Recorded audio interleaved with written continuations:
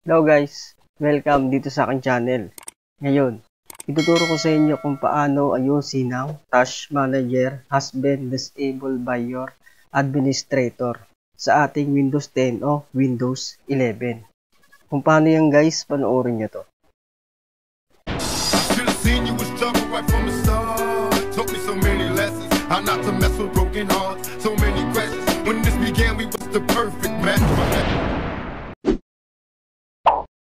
So ayan nga guys, ang unang gagawin natin dito, punta tayo dito sa search bar, type registry editor, tapos run as administrator, tapos may makikita ka rito current user at software.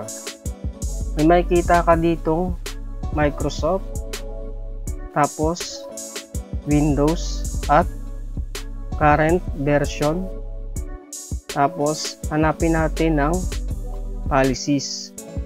May makikita ka dito system, makikita mo rito disable, double click lang natin to, tapos papalitan natin ng value data. Yung 1 gagawin nating 0, tapos okay, tapos exit. So ngayon guys, susubukan natin kung okay na ang ating Task Manager. Punta lang tayo dito sa search bar, tapos Task Manager. Kung makikita mo dito guys, okay na ang Task Manager.